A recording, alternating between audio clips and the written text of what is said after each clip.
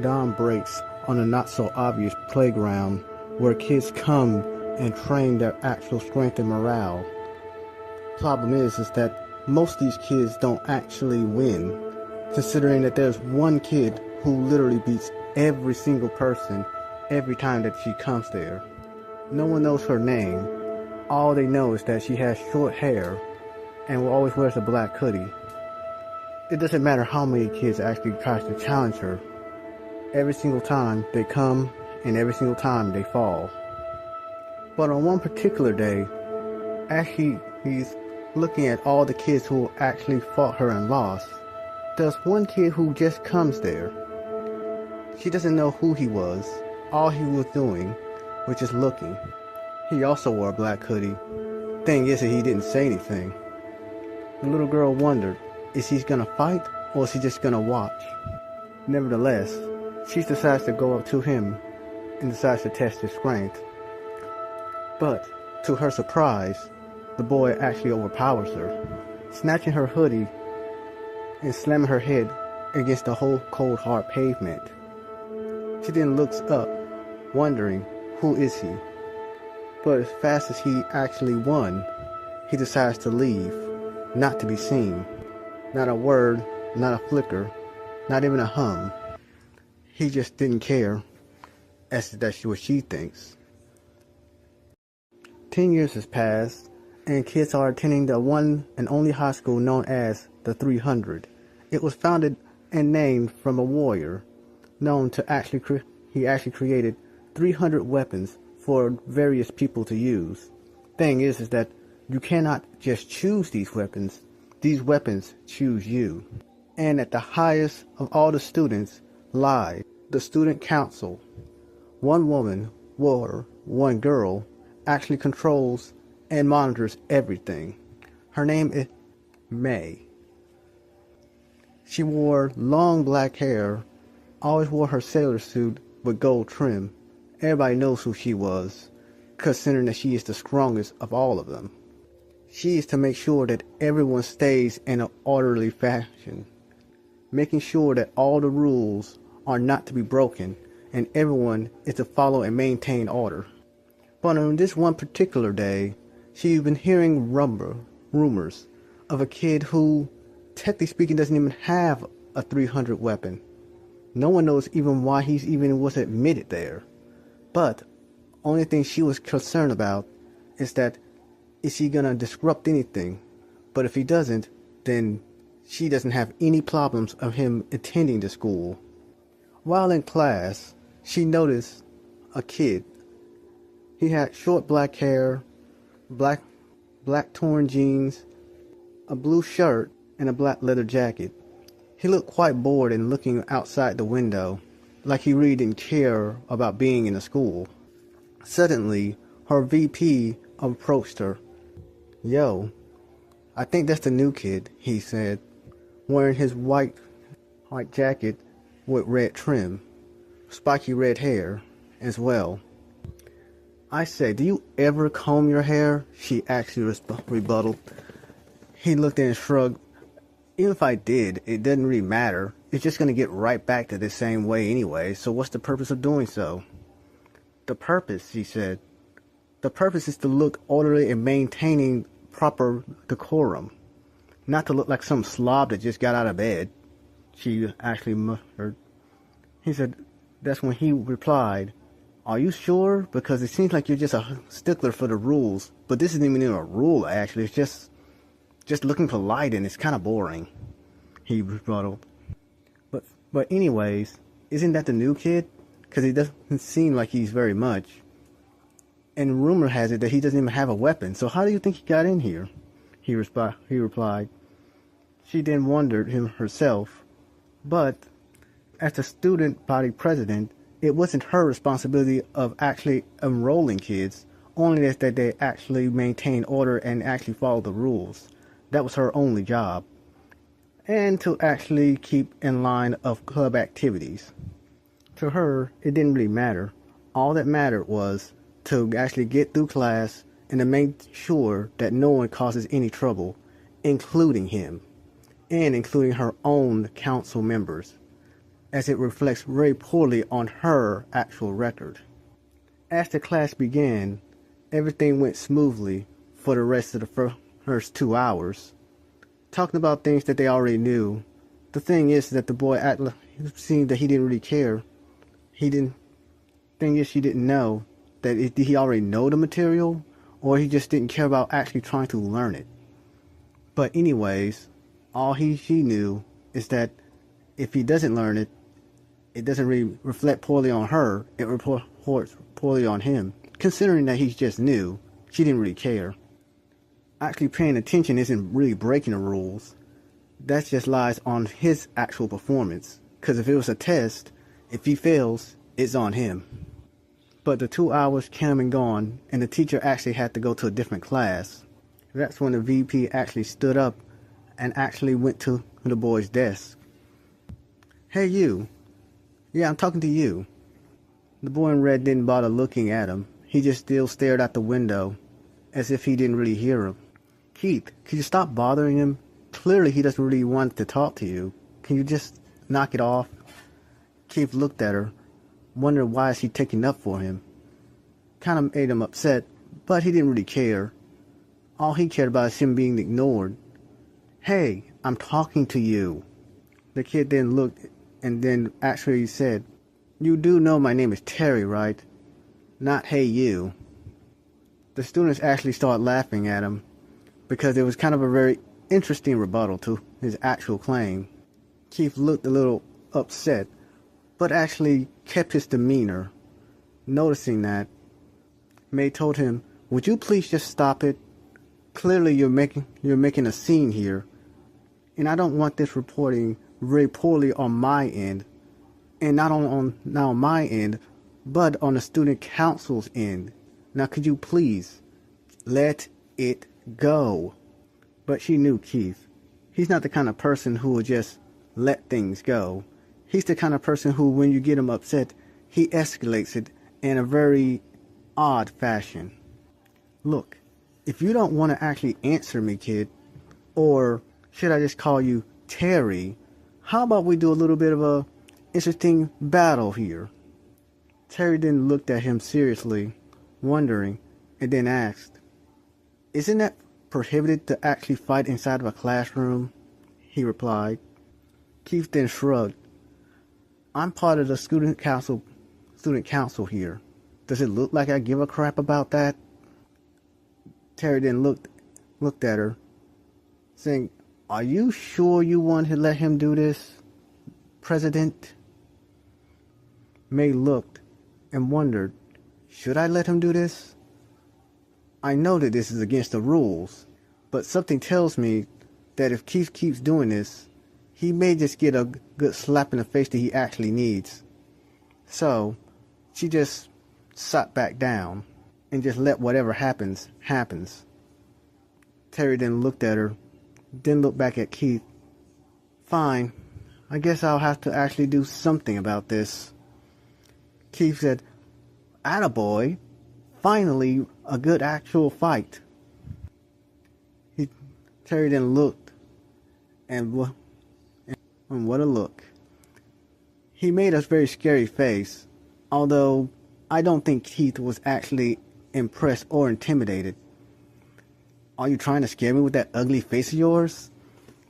He replied, "It was worth a shot. I was hoping that you would just give up. My mom said I have a very scary looking face." Everybody laughed, including him. Keith looked and said, "Are you actually mocking me, or are you mocking yourself? I can't tell which." "Well, I guess I'm mocking, both of us, I guess," Terry replied. Keith then looked at him, really upset, and decided to summon his weapon. A very interesting mace with a very long handle. He began to swing, but missed Terry by a mile. He continued to swing for at least 45 seconds, and that's when Terry told him, "Can we please stop? This is really embarrassing." "What was that?" Keith replied. "Look, I don't want to actually rain on your parade, but have you been training with your weapon? Terry asked. Keith looked at this with relief, wondering, why would you even ask that dumb question? Terry then replied, it's because you've been swinging that thing for over 45 seconds and it looks like you're already out of breath. Anybody who I know who will actually have a weapon that huge would at least practice with it, so this way they can at least be in an actual good position, so this way they can actually fight me. Right now it just seems like you're just swinging in the air and hoping that you actually land a hit. This is just plain, how would you say, sad. Everybody oohed as Keith looked at even more pissed than he ever did. Shut up, shut up, shut up! I will not be humiliated by a person who doesn't even have a weapon, he actually said in anger. And Terry replied, look, I'd rather not have a weapon than be using it, well, poorly. Keith then lunged, but at that point, enough! May raised her voice so everybody can hear. He's right. Considering this fight, you showed little effort of training with your weapon, Keith. Why don't you step aside and let me try? But Keith actually tried to rebuttal, but then May gave him the most scariest look that made even him whimper in fear. Yes, ma'am. Keith stepped back, while Misty prepared for her weapon, which were two very giant sewing needles that she can easily put in the palm of her hand. Keith then looked and asked, and actually said, I'm hoping that you are better than he was. But before he can actually reply with any kind of other rebuttal, she was already underneath him, ready to strike.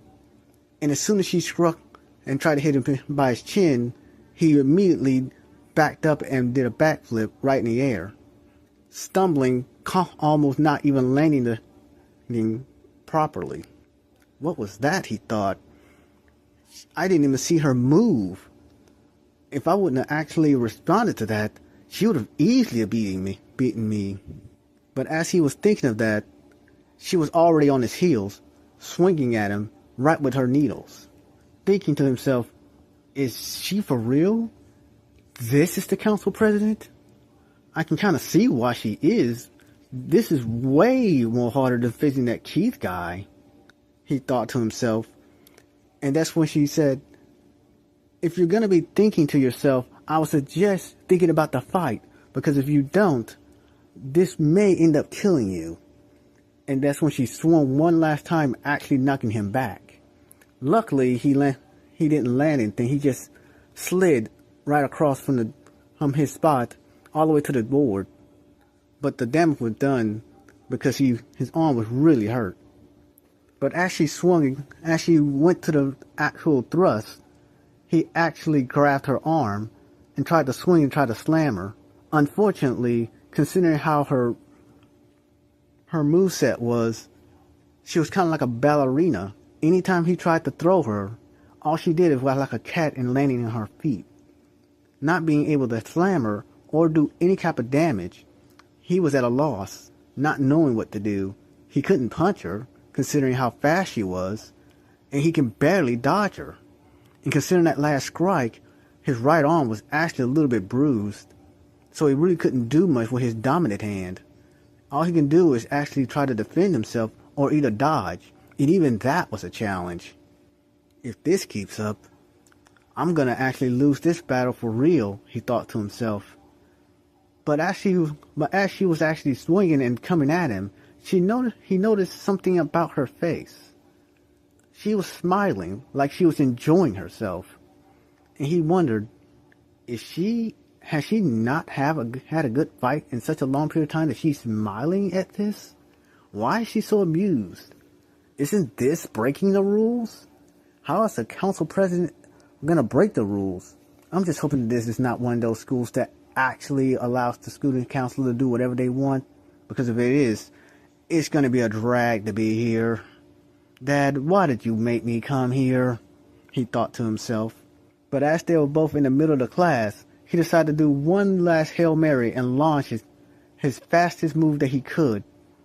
She met him at the same time, but before they can actually collide, enough! A booming voice coming from the door. Turns out the teacher was right there. Everybody looked in shock and silence, wondering what's going to happen. What is going to happen to the council and the new student? And is Keith going to be in trouble considering that he didn't even get a chance to see him fight? All those questions actually was ringing in the students' minds and out loud too. May, come here, he said in a very calm voice. Everybody knew, though, when he says things in a calm voice and he asks someone to come here, it's kind of not a good sign. Yes, she comes to him knowing that she's in trouble. What happened here? My classroom's a wreck, and I see my two students fighting. And one happened to be the president of the council, nonetheless. He's smiling, but she knows that smile is not sincere. She then bowed her head and said, "Please forgive us," knowing that that's not going to actually solve the situation, but she decided to do a legit effort, hoping that would work. My, do you really think that was going to work on me? He asked. Her eyes didn't meet his glance. Her eyes was fixated on the floor. Scared out of her mind, she already knew that she was in trouble. May, Terry, go to the office. The principal already knows this, so I don't think I need to explain it. Inside the office, the teacher looks at them menacingly. Knowing what's going to happen, May actually did one last just effort to actually apologize, but to no avail. Look, I know you should know that this was against the rules, May. I'm very disappointed in you. The student council president actually breaking the rules. That's a rarity, even for you. And for you, Terry, a new transfer student just getting here, first day, and already causing a ruckus. Isn't that a little bit of a, how would you say, bad thing? I had something else to say, but I can't really, it kind of slipped my mind on how angry I'm feeling. Terry then asked, you don't really look that angry. The principal then replied, oh, but I am. I may not look too angry, but trust me, I am fuming right now because the damage that you did for the school is going to cost a lot of money. Why do you think we don't allow kids to fight in the class? Even definitely not with their 300 weapons, nonetheless, because we know that these buildings are not equipped for the weapons that we actually have. If you're going to actually fight, you already know, May, that you have to actually fill out a form and actually go to the arena and duel. It is the only place that it is allowed. May then just looked silently. She knew she couldn't say anything because she already knew that she broke the rules. But this is how you're going to make it up. You both are going to clean out the graffiti that's on the back of the school. And that happens today. And you guys are going to spend the next 2 days cleaning it up. May was shocked. Are you kidding? There's a student council meeting for today about these clubs, and I have to be there. If I'm not, who knows what the VP is going to do? You know he's not that good. The principal then smiled at her and then said, if you knew that, then why did you hire him as the VP? Not only that, but you should have known that before you broke the rules. Even you would know that every punishment has repercussions to it. Don't you? Yes, sir. She actually replied in a very sad tone.